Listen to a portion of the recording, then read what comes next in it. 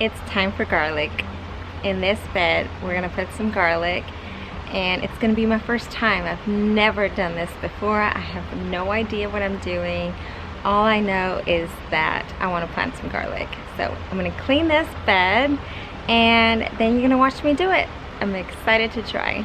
I'm gonna leave the sweet potato that I have here just because I wanna see what happens with it, especially during the cold that's coming. All of this is gonna go except for the calendula. It's doing pretty good. And I've got a tomatillo here. This is a volunteer that really hurts me to remove it, but it's not what I want here. And the reason why it just kind of bothers me a little bit is because I do have like a couple of tomatillos here that are growing.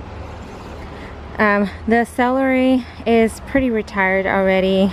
I really wanted to test growing celery on the beds. It didn't really do great in this bed. I think next year I'm going to try it over on this side, since over here I get more shade. So I'm going to get rid of that. What I'm going to do is I'm not going to pull it out. I'm just going to cut down to the bottom here and leave the roots intact. Those will provide nutrients to the soil. I'm gonna leave that fennel, and probably, I think I'll leave a zinnia here and there. These are just volunteers, but everything else is going. I'm not getting rid of that one. It's just too beautiful there. But basically all the centerpiece pieces are going.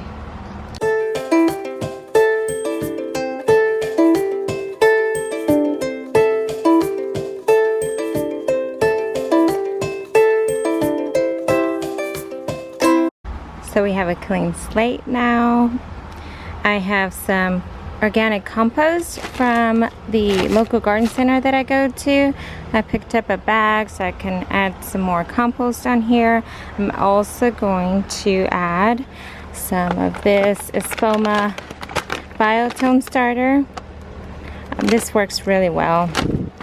And then once I have everything out, see, I'm gonna leave those zinnias there. I think they just look cute, and they're gonna die pretty soon, so it's just gonna leave some color for now. But really it's just gonna be from here over to this side. I'm gonna leave the edges open because I do like to have different things either trail out or add some color. Still getting pretty hot. I had to take my sweater off. So we have S&H silver garlic. Silver skin. This is what it comes in from my local garden center. I didn't have to order them online because they did carry them. It is late November. We are a day away from Thanksgiving, and happy Thanksgiving to all of you. So this is the first variety that I'm choosing. It's a soft neck. I think I'm more excited to braid the garlic than anything. It's kind of weird, but so you can do that with the soft necks. It has a lot of flavor. It is slow to burn. It's got about 8 to 12, can't speak. It has about 8 to 12 cloves of garlic per bulb, and it stores the longest. So we'll see. I'm gonna pull these apart, show you what I'm gonna do, and then lay them out.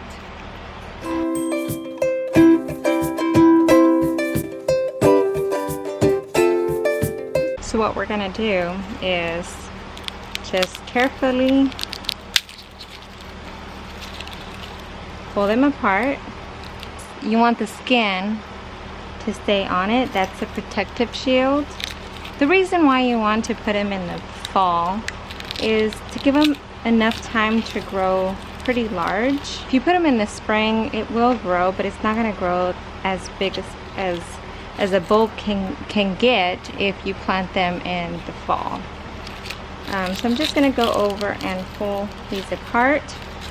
We'll take some of the excess off just so that it's not flying everywhere. And then see the size of the clove. When you get down to the last pieces, you don't really want to use those. The same thing, if it's too small, you're going to have a small bulb. and you want the big bulbs. Let's keep pulling these apart. I have to like use my finger here, cut through some of this. There we go. There's quite a few little ones here. Not sure if I'll use those, but we'll give it a try. So I've laid them out. It's perfect. I did get some of the little ones. I'm just gonna sneak them here just to make it a full bed. Now you want to lay your garlic 5 inches apart. So basically what I used is just my hand width, just all the way around. Same thing here. I'm just going to make sure that I get close to the drip line here, but basically the same thing all around. And this is 3 bulbs. It's made quite a few. I need to count them, and this is what I have left. I think I'm gonna experiment still because I want to see what happens with the size bulbs, and I might just add maybe one last row here with maybe a couple of these. So they're gonna go in 2 inches deep. And let me show you real quick. Basically, all I'm gonna do is just dig. 2 inches is about there.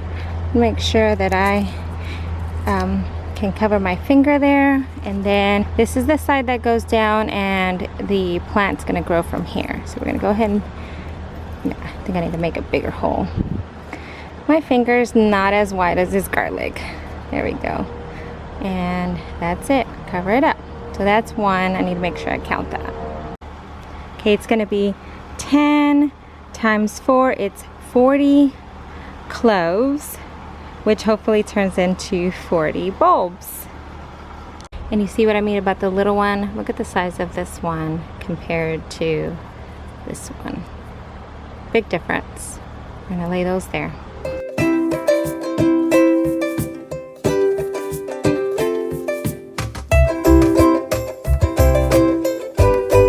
This tool came in handy.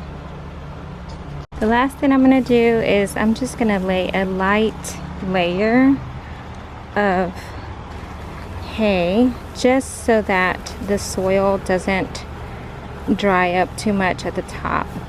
So I'm just going to lay just a little bit to give it just a little bit of shade, not too much.